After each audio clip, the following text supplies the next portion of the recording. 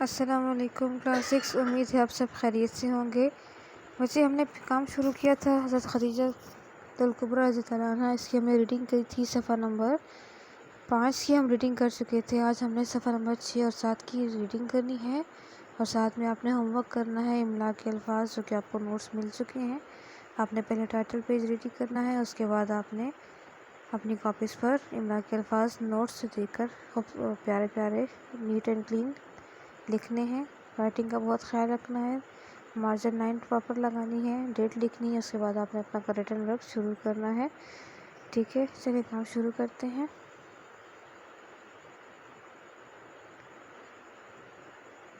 ہم نے پڑھا تھا اس سے پہلے کہ حضرت خدیجہ تھیں، انہوں نے ہمارے پیارے نبی کو جو تھا تو تجارت کی دعوت دی تھی، اور اس کے بعد ان کو ان کے نوکر نے اور سب نے ان کو بتایا تھا کہ ان سے زیادہ ایماندار اور کردار اور اخلاق کے لحاظ سے زمانے میں ان جیسا کوئی دوسرا نوجوان نہیں ہے۔ ٹھیک ہے، نیکسٹ ہمارا پیراگراف ہے، حضرت خدیجہ میسرت سے رسول صلی اللہ علیہ وسلم کی باتیں سن کر بہت متاثر ہوئیں، اور آپ متاثر ہونے کا مطلب ان پر بہت اثر ہوا، ان کو بہت زیادہ پسند آئے، اور آپ صلی اللہ علیہ وسلم سے نکاح کی درخواست حضرت خدیجہ نے ہمارے پیارے نبی صلی اللہ علیہ وسلم سے نکاح کی درخواست کی، مطلب خواہش کی، ان کو ریکویسٹ بھیجی کہ وہ ان سے نکاح کرنا چاہتی ہیں۔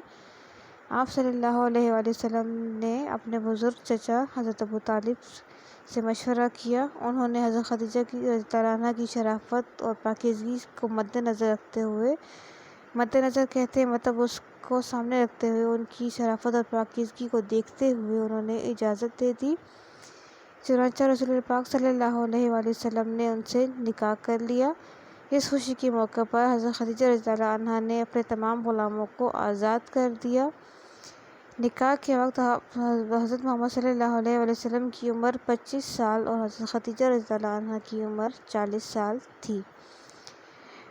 نیکسٹ پیراگراف ہے ہمارے پاس، ام المومنین حضرت خدیجہ الکبریٰ رضی اللہ عنہا نے نبی کریم صلی اللہ علیہ وسلم کے ساتھ زندگی کے 25 سال یعنی کہ 25 ایئرز گزارے۔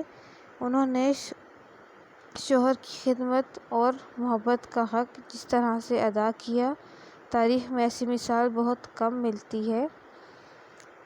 شادی کے بعد انہوں نے اپنی ساری دولت آپ صلی اللہ علیہ وسلم کے قدموں میں ڈال دی، مطلب کہ حضرت خدیجہ کے پاس جتنی بھی دولت تھی وہ ساری کی ساری انہوں نے حضرت محمد صلی اللہ علیہ وسلم کو دے دی، اور اجازت دی کہ آپ صلی اللہ علیہ وسلم جس طرح چاہیں اسے خرچ کریں۔ اس طرح حضرت خدیجہ رضی اللہ عنہا کی دولت غریبوں اور حاجت مندوں کی مدد پر صرف ہونے لگی۔ صرف کا مطلب ہے خرچ ہونے کے لیے، ٹھیک ہے، صرف کا مطلب ہے خرچ ہونا۔ رسول پاک صلی اللہ علیہ وسلم اس دولت سے قرض داروں کو قرض سے چھٹکارا دلاتے اور یتیموں اور مسافروں کی مدد فرماتے۔ ام المومنین حضرت خدیجہ رضی اللہ عنہا ہر معاملے میں رسول پاک صلی اللہ علیہ وسلم کی رفیق تھی۔ رفیق مطلب کہ ان کی دوست بنی رہی اور ہم خیال تھی، مطلب جیسے ہمارے پیارے نبی سوچتے تھے ویسے ہی حضرت خدیجہ بھی سوچا کرتی تھی۔ ٹھیک ہے، ان کی خیال، ان کا سوچ آپس میں ملتے تھے۔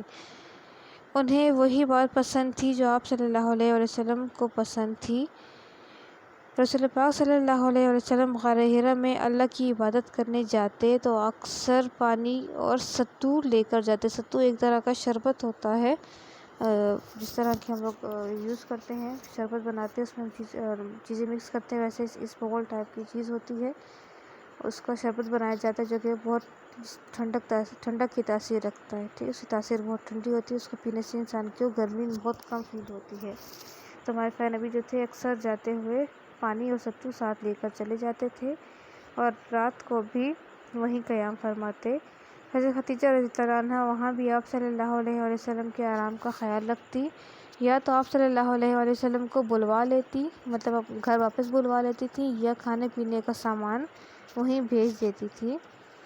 اسی زمانے میں حضرت صلی اللہ علیہ وسلم کو سچے خواب نظر آنے لگے۔ آپ صلی اللہ علیہ وسلم حضرت خدیجہ رضی اللہ عنہا کو بتاتے تو وہ فوراً یقین کر لیتی، مطلب حضرت خدیجہ رضی اللہ عنہا جو تھی وہ ہمارے پیارے نبی کی بتائے ہوئے ہر خواب یا ہر بات پر ہمیشہ یقین کرتی تھی۔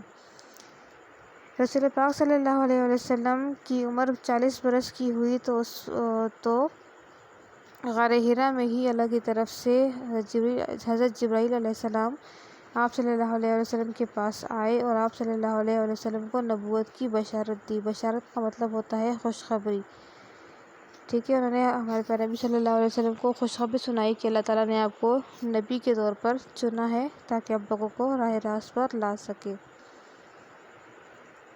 اللہ تعالیٰ کا پیغام سن کر آپ صلی اللہ علیہ وسلم کے دل کی حالت عجیب ہو گئی۔ اسی اضطراب میں، مطلب کہ اسی حالت میں، جب ان کو وحی نازل ہوئی تو جو ان پہ حالت گزری تھی، جو ان کو فیل ہو رہا تھا، اسی حالت میں آپ صلی اللہ علیہ وسلم گھر تشریف لے آئے۔ گھر پہنچ کر آپ صلی اللہ علیہ وسلم لیٹ گئے اور حضرت خدیجہ رضی اللہ عنہا سے فرمایا کہ مجھے چادر اڑا دو۔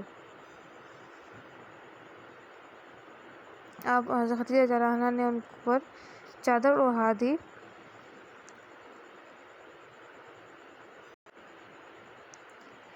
آپ صلی اللہ علیہ وسلم بہت دیر تک خاموش لیٹے رہے۔ جب سکون ہوا تو آپ صلی اللہ علیہ وسلم نے حضرت خدیجہ رضی اللہ عنہا کو غار حرا کا سارا واقعہ سنایا۔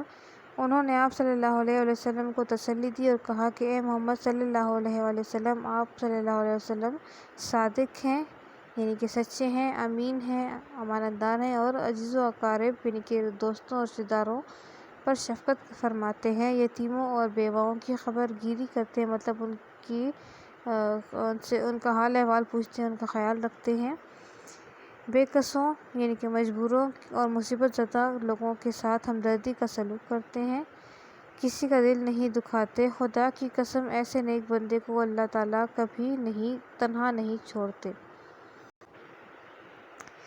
مجھے امید ہے آپ کو یہاں تک کا کام سمجھ آیا ہوگا، ریڈنگ کی سمجھ آئی ہوگی۔ اگر کوئی لفظ مشکل لگتا ہے تو اس کو انڈر لائن کر لیں، اور جب آپ اسکول آئیں گے تو آپ اس کی میننگ پوچھ سکتے ہیں، ٹھیک ہے۔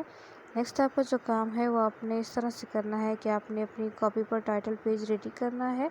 اس کے بعد آپ نے اپنی نیٹ کاپی پر بلو مارکر کے ساتھ ہیڈنگ دینی ہے، حضرت خدیجہ رضی اللہ عنہا کی نام لکھنا ہے، مشق نمبر 2 لکھنی ہے، سبق کا نام، ٹھیک ہے۔ اس کے بعد سبق کا نام لکھیں گے، اس کے بعد آپ نے بلو مارکر سے املا کے الفاظ کی ہیڈنگ دینی ہے۔ اس کے بعد آپ نے پراپر مارجن لائن اور پیج کو ریڈی کرنے کے بعد آپ نے املا کے الفاظ جو آپ کو پکچر میں نظر آ رہے ہیں اسکرین پر، ان الفاظ کو آپ نے اپنی کاپی پر نیٹ اینڈ کلین لکھنا ہے بلو انک پین کے ساتھ، اور اس کے بعد آپ نے اینڈنگ لائن ڈرا کرنی ہے، ٹھیک ہے۔ امید ہے آپ کو کام سمجھ آیا ہوگا۔ اللہ حافظ۔